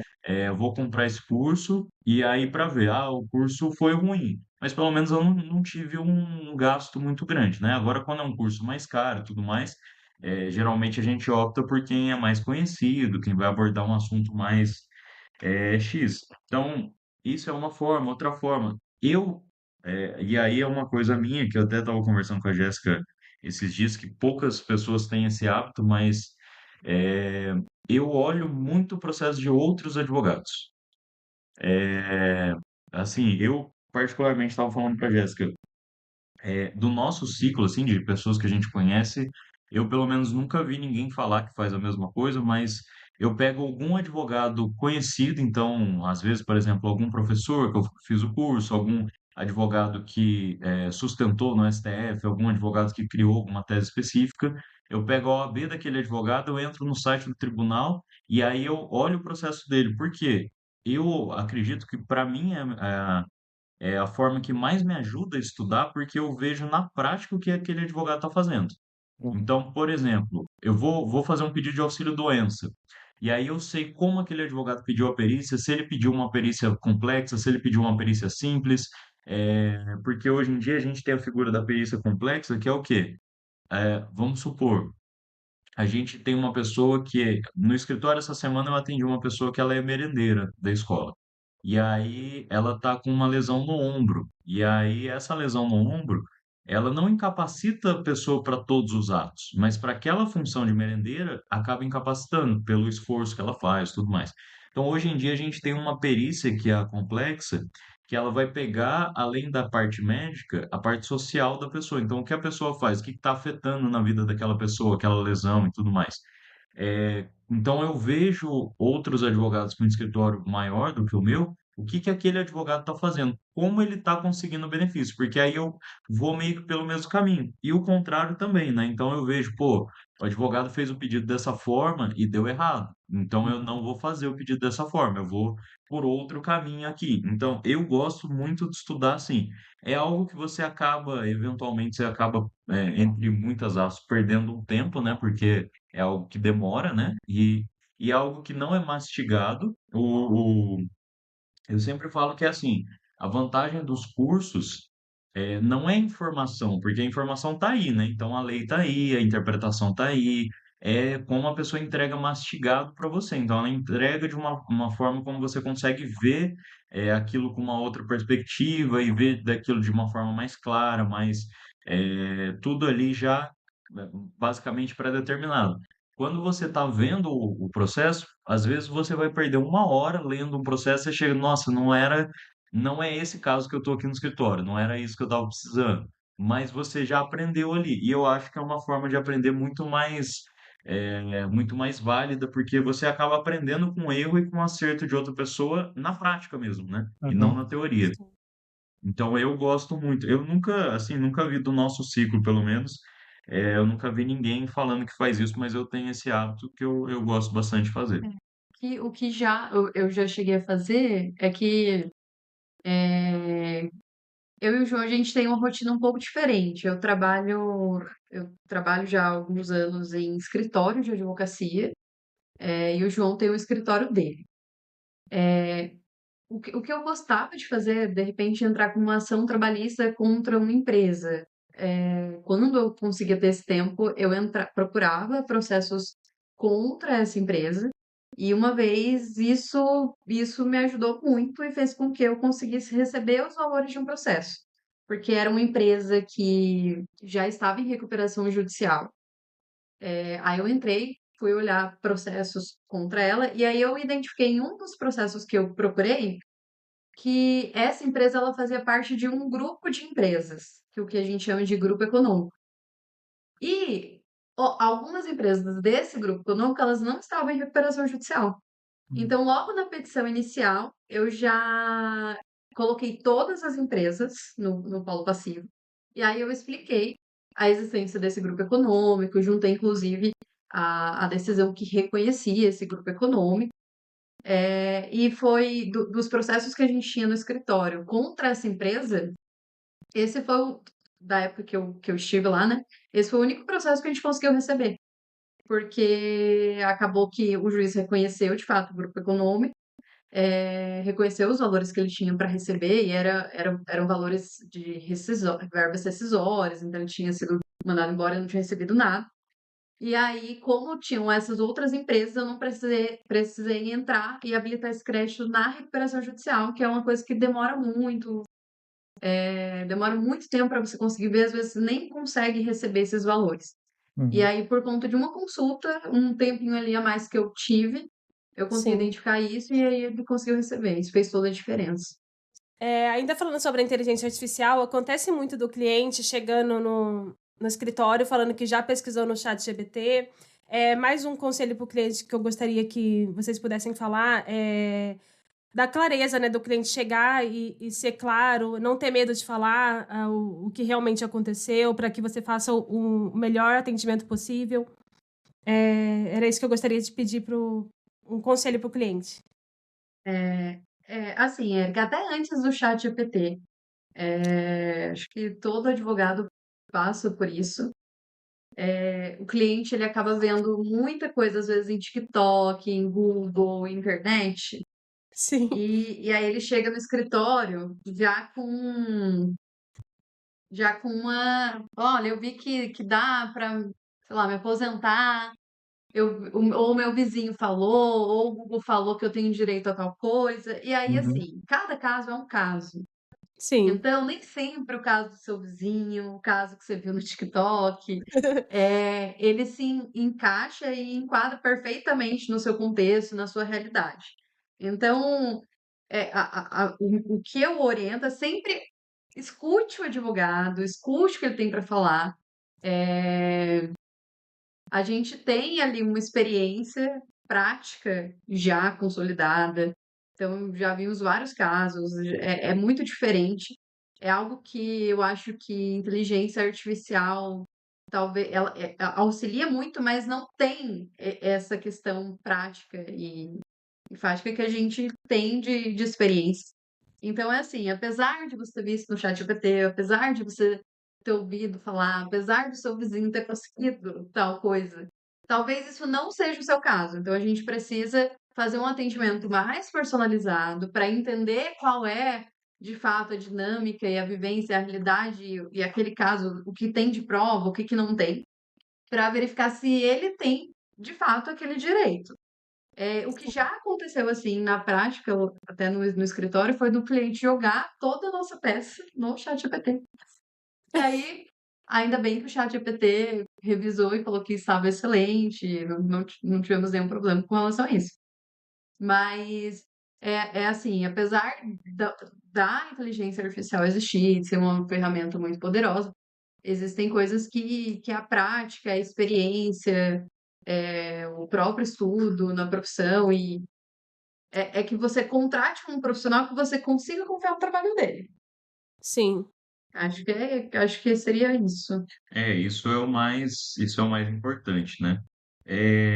Como a Jéssica falou lá no início, a primeira vez que ela estava falando do ChatGPT, quando a gente faz uma pesquisa na internet ou na inteligência artificial, essa parte do direito, eu acho que o conhecimento prévio é muito importante para você saber passar a informação correta para aquela inteligência artificial.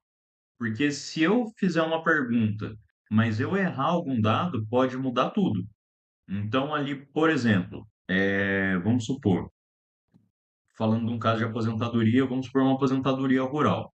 Aposentadoria rural tem alguns documentos específicos que eu preciso ter para comprovar que eu tive aquele tempo rural e tudo mais, né?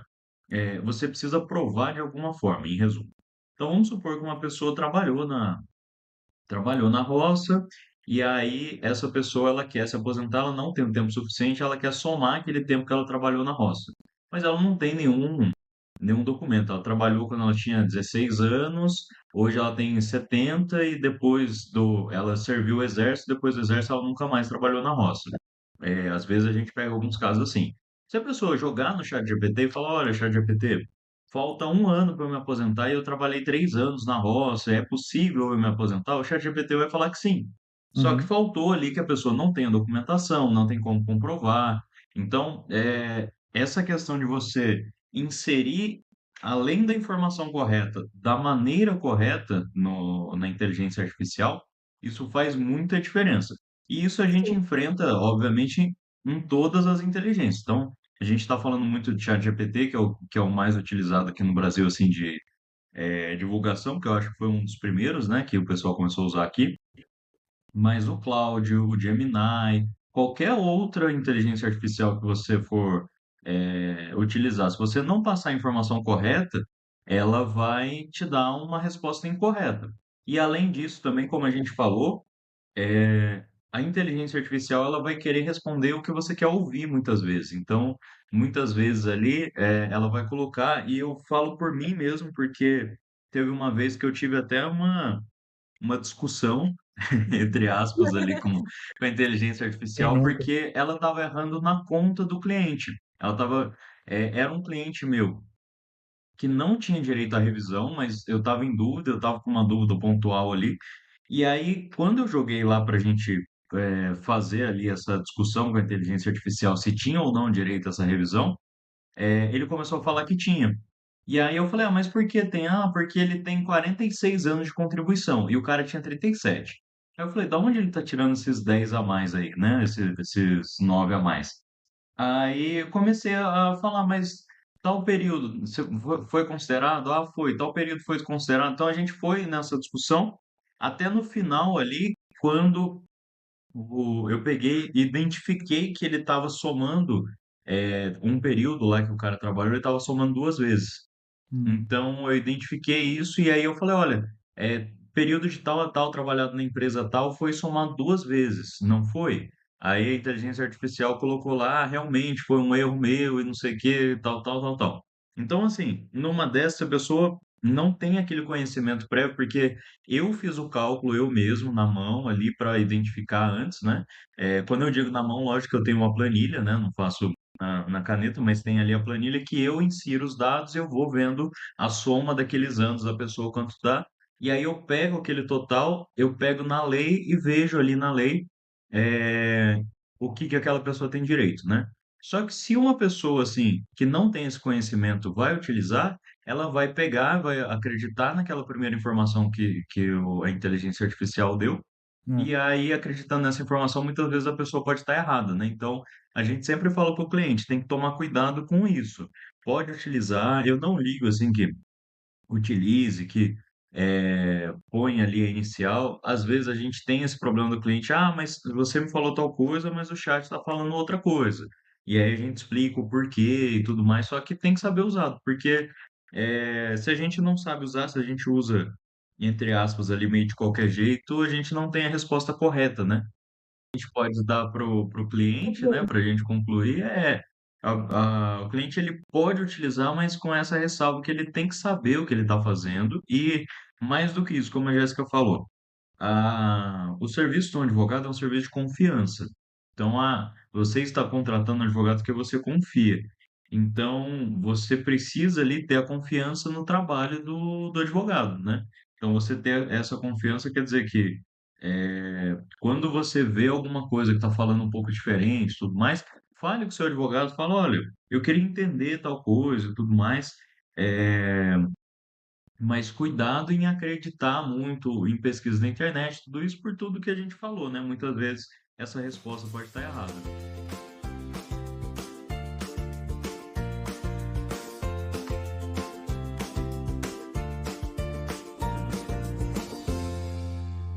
Se vocês não fossem advogadas, o que seriam? Já se fizeram essa Nossa. pergunta? Eu queria ser Já. caminhoneiro se eu não fosse desenvolvedor. Érica, eu vou falar que eu não. Assim, eu nunca perdi muito tempo pensando nisso, né? Assim, no começo do podcast, né, o Lucas pergunta por que que a gente escolheu direito e tal. A Jéssica começou respondendo, eu acabei não respondendo isso, mas eu vou dizer que meio que eu não escolhi o direito. Se você me perguntar, sendo bem honesto, eu não sei por que que eu fiz direito.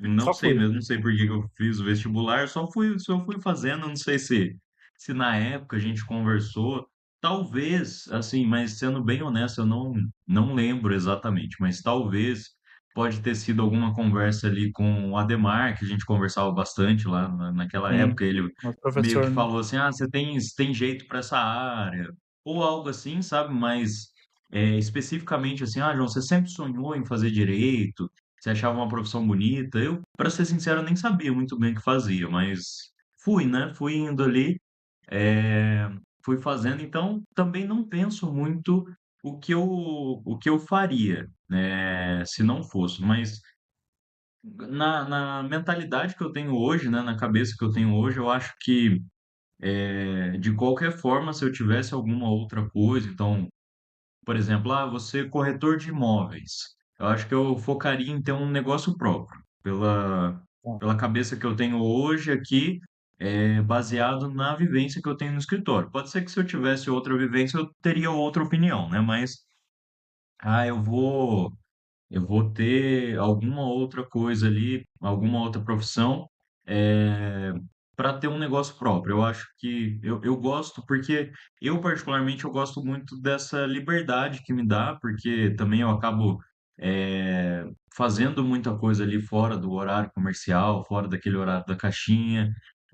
Algumas coisas dentro do horário comercial, ao invés de estar no escritório, eu estou resolvendo outra coisa. Então, essa liberdade eu gosto bastante disso. Então, Uhum. atender um cliente em outra cidade e, eu preciso marcar um médico. Aí a secretária pergunta, eu falo, pode ser qualquer horário, porque eu tenho essa flexibilidade. Então, tudo isso eu gosto bastante ali dessa parte autônoma, né? A Jéssica, por exemplo, ela fez aniversário e aí no aniversário dela, ela teve o day off, que o escritório que ela trabalha dá o day off. E aí eu falei, então eu também não vou trabalhar nesse dia para a gente poder fazer alguma coisa no seu aniversário e tudo mais, que se eu fosse empregado eu não teria essa liberdade. Então, pela vivência que eu tenho hoje, talvez se eu tivesse outra vivência eu teria uma perspectiva diferente, mas pela vivência que eu tenho hoje, eu acho que eu teria ali é, algum negócio próprio, né? E eu brinco sempre com a Jéssica. Eu acho que uma coisa que a gente ainda poderia fazer aí, que dá muito certo, é ter uma loja do I99 aí, fazer um estilo Dá mesmo. busca-busca, que é algo que eu acho que dá muito certo aqui, porque, Eu amo uma loja olha, a dessa. gente vê, a gente vê as lojas, só que tem que ser baratinha. Não dá pra ser, a loja 1,99, você entra lá é coisa de R$ 100. Tem que ser É. baratinho mesmo, 1,99 porque mesmo, né? eu vejo aí, a gente brinca até, hoje em dia tem o rapaz lá do Busca Busca, que tem feito sucesso. A gente foi na loja dele em São José. Nossa, é uma loja enorme, com vários andares enfim, então eu brinco com a Jéssica, que é um negócio que eu teria também, que ela, eu tô querendo abrir uma loja de roupa. Eu falei, não, de roupa não, vamos abrir de 1,99. Eu quero abrir um restaurante. Não, pelo amor de Deus, não, muita dor de cabeça. Loja 1,99 é o que Fato. melhor. Ou de capinha, né? Capinha em película, sabe? Se multiplica. Nossa, é uma loja que se multiplica também, viu? É, Mas é isso, eu nunca pensei muito sobre isso, mas eu acredito que eu iria, na cabeça que eu tenho hoje, eu iria para uma área que eu pudesse ser autônomo também, meu próprio patrão ali, ou numa loja 1,99. E você, eu Jéssica, acho além que da o loja que, 1,99?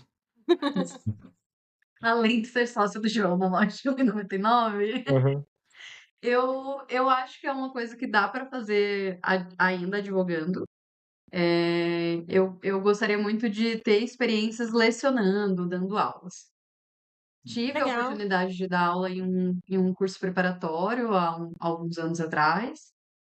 Foi uma experiência diferente.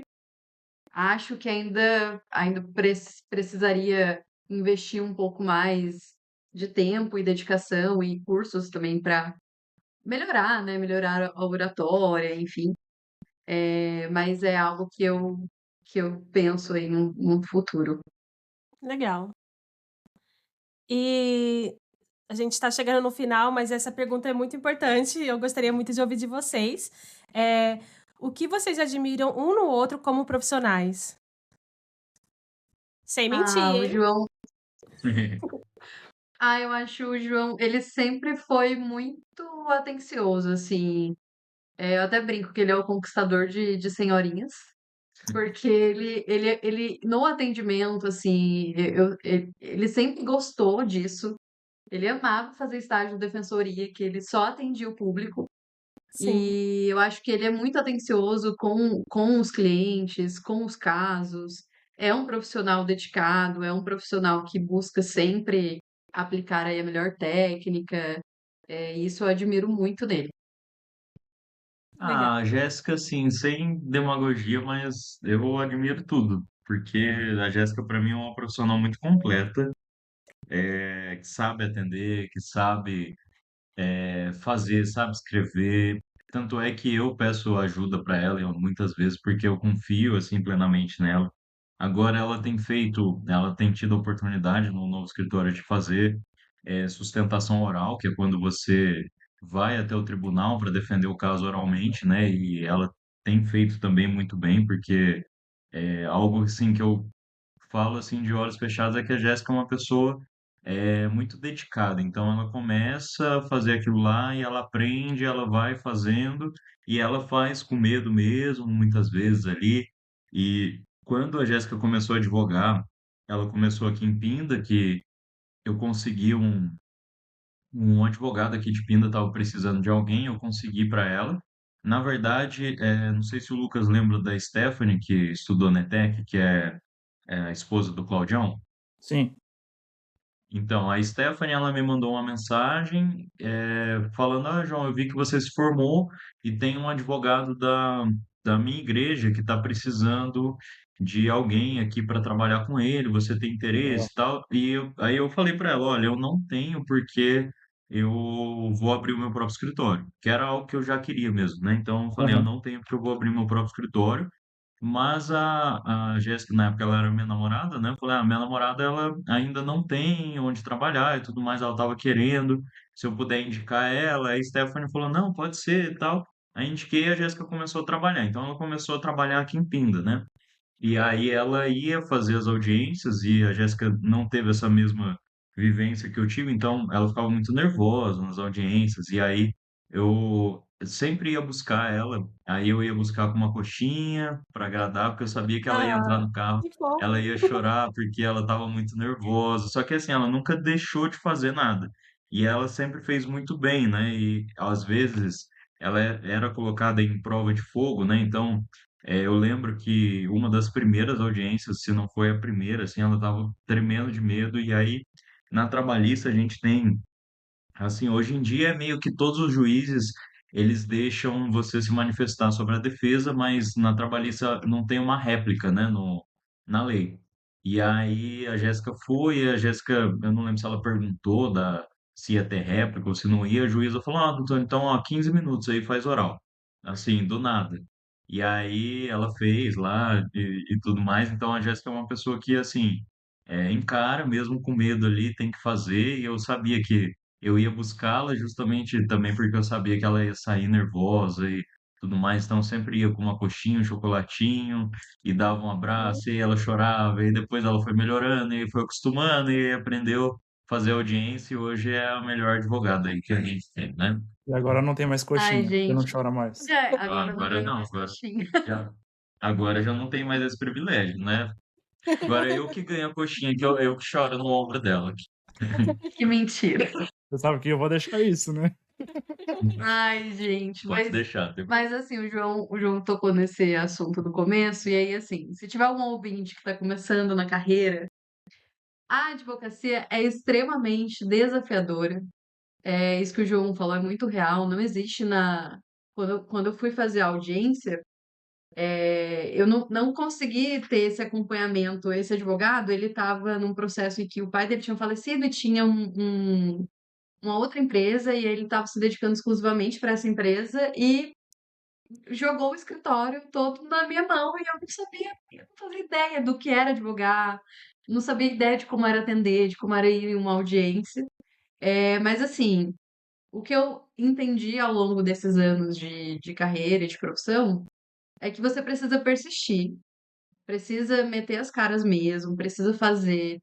Vai ter medo, vai ter frio na barriga. Sim. Até hoje, sempre que eu saio de uma reunião, ou uma audiência, ou uma sustentação oral, eu sempre saio me fazendo uma pergunta de o que que eu poderia ter feito aqui de melhor, que tipo de abordagem eu poderia ter feito para melhorar e carregando esses ensinamentos para as próximas. E de fato, eu saía das audiências literalmente, eu entrava no carro e eu chorava. Principalmente a audiência trabalhista, é tudo muito oral, é muito dinâmico. E às vezes é algo que não está na lei, que é uma questão prática e da experiência do profissional, e que me Uhum. faltava, que eu não tinha. Então, assim, persistam, estudem muito, se possível, conversem com outros profissionais, com profissionais mais experientes, sempre que possível, porque tem uma vivência prática que não está nos livros, não está na lei, e isso às vezes faz toda a diferença. Isso não, às vezes não, sempre faz toda a diferença. Então, persistam e conversem, e estudem, enfim. Sempre busquem uma melhor versão de vocês, acho que em tudo que você for se propor a fazer. Você já começou respondendo a pergunta final aqui nossa, mas se você quiser depois complementar, e aí eu pergunto então para o João, mas pode ficar à vontade para complementar. Vocês fariam alguma coisa diferente se vocês estivessem começando hoje? Algum conselho que vocês dariam para quem está começando hoje? Olha, eu talvez eu faria algumas coisas diferentes, né? Quando a gente começou, a gente tem uma questão também que, assim, quando a gente começou, apesar de não fazer muito tempo, né? Porque a gente se formou em 2016, começou a advogar em 2017. E é engraçado, até só fazendo um parênteses, mas sobre isso, a gente colou grau antecipado, né? Tanto eu quanto a Jéssica. A gente fez o pedido de colação de grau antecipado, como a gente já tinha as notas suficientes e tudo mais, a gente colou grau, acho que em novembro, né? Outubro, Não, novembro, acho que foi dezembro. é, de 2016, porque o restante, quem não pediu a colação antecipada, colou grau, acho que só em março, abril do ano seguinte, né? 2017. A gente acabou colando grau no final de 2016, justamente para dar entrada na OAB, porque a gente já tinha passado tudo mais, então a gente fez esse Uhum. pedido de antecipar. E aí a gente foi para São Paulo para dar entrada na OAB, lá na sede, né, da seção mesmo de São Paulo, porque tudo isso adiantava e tudo assim na ansiedade ali de começar já a trabalhar, né? A gente se formando, a gente quer começar a trabalhar. E aí é engraçado que a gente lembra dessa história, mas a gente foi, nem eu nem a Jéssica, a gente tem muita vivência em São Paulo, então a gente foi meio sem saber como é que chegava lá. Depois é super facinho, porque a OAB fica bem na saída do metrô da Sé, né? Então, basicamente, a gente andou de metrô só. E aí a gente foi, fez inscrição lá, deu entrada, e aí a gente foi embora. Aí quando a gente estava chegando, a gente foi para Lorena. Quando a gente estava chegando lá em Lorena, a gente meio com fome, e aí os dois meio sem dinheiro, porque estagiário na época e tudo mais, No né? caso, nem era mais estagiário, nem tinha mais estágio. Já Sim. estava no final ali. É, Aí, nossa, a gente deu tanta risada, porque aí tinha aberto há pouco tempo o Madeiro ali em Lorena, e aí eu olhei pra Jéssica assim e falei, ah, eu tenho o dinheiro do ladrão. Aí a Jéssica, como assim? Eu falei, ah, eu não vou para São Paulo sem um dinheiro dentro da meia que eu coloco, porque se o ladrão me roubar, eu vou ter R$ 100 para pedir um Uber, alguma coisa, um táxi, alguma coisa para eu ir para algum lugar. Então, se eu não Uhum. fico sem carteira, sem celular, que não sei o quê. E era assim, tipo, os últimos R$ 100 que eu tinha ali, aí eu peguei, tirei o tênis dentro do ônibus, né? Tirei o tênis, tirei a meia. Cara, a gente foi no Madeiro. Esses R$ 100, que eram o últimos R$ 100 que a gente tinha no bolso ali, praticamente foi tudo no lanche, né? A madeira era caro, acho que deu, sei lá, uns R$ 70 ali. Cara, o lanche tava horrível. Nossa, o lanche tava horrível. A pessoa fez com uma má vontade, porque eu acho que a gente, sei lá, foram os últimos que eles atenderam aquele dia. Uhum. O lanche tava horrível, foi a primeira vez que a gente comeu madeiro, tanto que a gente traumatizou, não quis mais comer madeiro nunca mais. É, Não perdeu o patrocínio do mas Madeira aqui no podcast. Mentira, a gente já voltou no a Madeira. gente todo fim de semana. É porque na verdade eu só não vou mais no Madeiro porque agora tem um lanche do bife aqui em Pinda que, olha, eu vou te Bife falar, é o barbecue, gente. melhor Melhor lanche que lanche. tem. Lanche grelhado, cheiro de churrasco, é muito. Mas, enfim, então, que eu estava comentando no começo, é algo também que a gente dava muita risada. Mas, assim, algo que eu daria de conselho para a pessoa. Como eu estava falando, quando a gente começou era um pouquinho diferente, questão de propaganda, de tráfego, disso, daquilo. Então, o que eu faria diferente hoje seria investir mais pesado na questão online ali. Talvez não teria uma estrutura física no início, porque eu tive, desde o início, eu tive uma estrutura física. Eu tive muita sorte também, porque é, o meu sócio, meu sócio, ele é advogado já desde 2005, né? Então, quando eu comecei a trabalhar com o Adriano, ele já tinha o escritório dele, e eu comecei a trabalhar no escritório dele. Então, assim, eu tive essa sorte de ter essa possibilidade de ter estrutura também, muito pela ajuda do Adriano, mas se eu fosse começar sozinho, talvez eu não teria uma estrutura física no início, mas depois eu teria, se eu fosse de Pinda mesmo, porque muito se fala de não ter mais necessidade de você ter uma estrutura física hoje, com a digitalização e tudo mais. Mas eu vejo ainda que quem está no interior é algo muito importante se você for atuar na cidade. Claro que se eu fosse atuar numa causa, por exemplo, só pego startups para eu fazer atuação, aí talvez não valeria a pena. Mas no meu caso, que eu pego benefício por incapacidade, aposentadorias, pensões, tudo mais, que é a parte do INSS, ações trabalhistas e tudo mais, eu acho muito importante você ter uma estrutura física, porque o meu perfil de cliente, principalmente aqui da região, não é um cliente muito instruído, então às vezes não consegue te enviar um documento digitalizado, não consegue nem tirar foto, às vezes o documento não fica legível. Então isso é importante, e a questão da confiança também. Se você trabalha com pessoas mais velhas ali, às vezes mais simples, a pessoa ela confia em você pessoalmente. Online ela sempre vai ter uma desconfiança se ela acredita, se não acredita em você e tudo aquilo. E hoje a gente tem, infelizmente, aí essa questão dos golpes.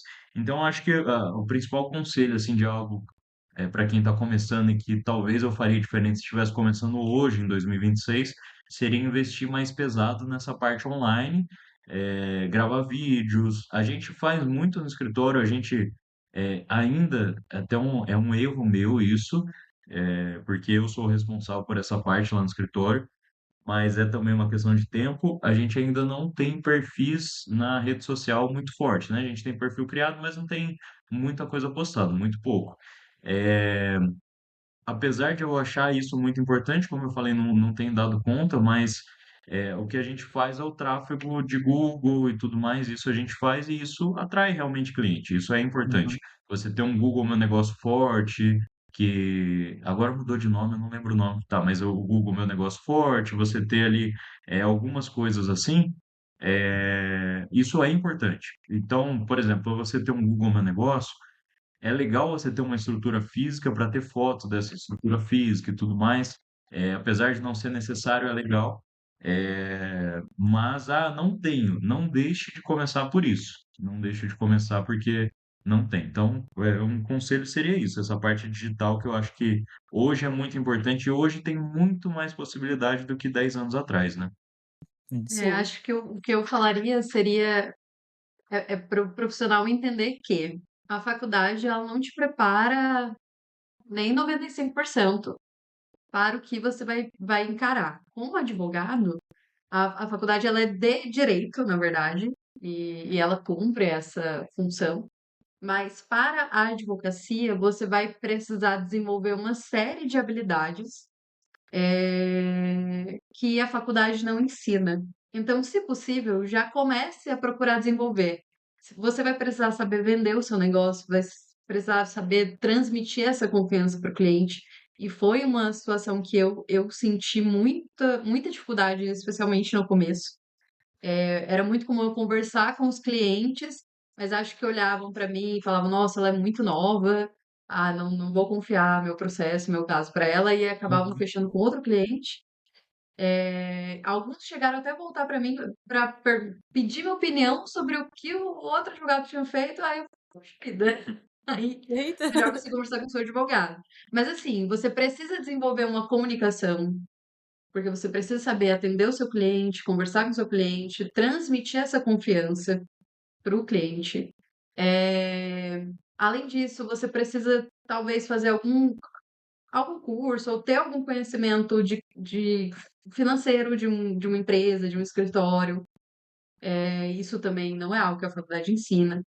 É, são N habilidades, sabe, que você precisa adquirir e que na faculdade em si, a faculdade crua, ela não te possibilita isso. Sim.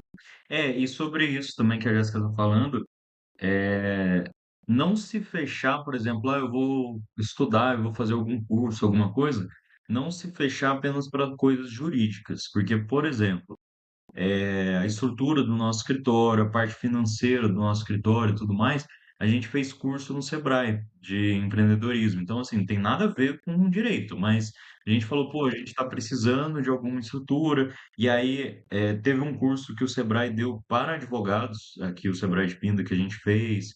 É, e aí, assim, a gente vai vendo essas coisas e isso é importante, porque você deve, se você for um advogado autônomo, né, que para quem serve essas dicas, serve mais para o autônomo, você deve tratar o seu escritório como uma empresa mesmo, né? Então, você tem que pensar ali, delegar para alguém. Então, por exemplo, a gente ainda não tem funcionário fixo, mas tem freelancer, tem algumas pessoas, estou precisando fazer tal coisa, eu estou sem tempo, então você pede para alguma pessoa. Então, isso é importante também, né? E, assim, você como autônomo, você tem que ter em mente que você tem que investir no seu negócio. Então, não adianta nada eu ter um negócio ali e não investir, né? Eu querer, eu recebi todo o dinheiro e ficar com todo o dinheiro para mim, pessoa física, né? Isso é a receita para no futuro acabar não dando certo justamente por isso, porque o escritório ele é uma empresa e às vezes vem despesa, às vezes vem algumas coisas, né? E também, assim, para mim foi muito importante, eu até já mencionei isso ao longo do podcast, mas ter essa rede de apoio, sabe? Porque às vezes você acha que você tá vivendo uma experiência muito difícil e você se sente meio sozinho, meio perdido, mas aí você começa a conversar com pessoas que também estão começando, começa a perceber que tá todo mundo ali no mesmo barco, sabe? E isso, Sim. para mim, ter essa rede de apoio, poder trocar ideias, conversar sobre casos com outros profissionais. E, se possível, faça um network com pessoas mais experientes, que já advogam há um tempo também. Faz toda a diferença, assim, poder ter essa experiência prática, essa troca prática. Sim, com certeza.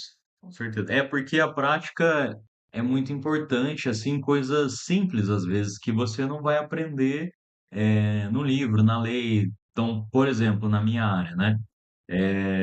O INSS, a gente tem um problema grave hoje em dia no INSS, que é a demora em responder um pedido de benefício. E aí, assim, a gente, inclusive, essa semana agora, o cara que estava de presidente do INSS, ele foi demitido justamente por isso.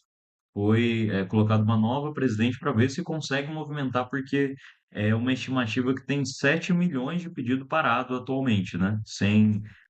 E quando eu digo parado, é sem estar direcionado para nenhum servidor. Então, isso é um problema muito grave, né? E aí, assim, eu converso com outros colegas às vezes, e outros colegas vêm conversar comigo no sentido, pô, eu fiz um pedido lá, o pedido está parado há 4 meses, o que que você tem feito? Você tem ligado, você tem ido na agência, você tem entrado com alguma ação, o que que você tem feito? Então, essa prática você consegue com outras pessoas, né? Então, isso é importante mesmo, você ter um networking ali. Legal, gente. Muito obrigado pela participação de vocês no podcast. Acho que foi um papo bem legal, assim, a gente cobriu bastante coisas aí. Enriquecedor É. também. E a gente vai deixar o contato de vocês aí na descrição e nos comentários do episódio. E é isso. A gente quer agradecer muito a participação de vocês. A gente que agradece, foi uma honra, a gente ficou muito feliz aí. A gente torce muito pelo sucesso de vocês, né? A gente sabe aí que agora tem o site, né? O Pug Jobs. Então a gente quer muito aí o sucesso de todos os amigos e principalmente de vocês. Vocês sabem que vocês são muito especial para a gente, então a gente ficou muito feliz com o convite. Apesar de não saber muito bem como ia ser participar de um podcast, que a gente nunca tinha participado, Só em rádio, né? na hora não tinha nem como dizer não para vocês aí, que realmente é uma honra aí o convite. A gente agradece a confiança também de ter depositado essa confiança na gente participar e muito sucesso pro podcast de vocês, viu? Obrigado, Muito gente. obrigada, gente, pela participação. É uma honra A ter gente vocês que aqui. agradece. A gente que agradece. Ficamos muito felizes mesmo. E a gente espera voltar mais vezes, porque história não falta, tá? Não, tem. A Sim. gente Se o ainda tem muito podcast tema durar ainda. 10 anos, a gente tem 10 anos de história aí para vocês, tá? A gente ainda tem muito tema ainda para conversar, mas obrigado mesmo. Valeu. Valeu, obrigado. Este episódio teve o patrocínio da Pug Jobs, a plataforma global de oportunidades profissionais.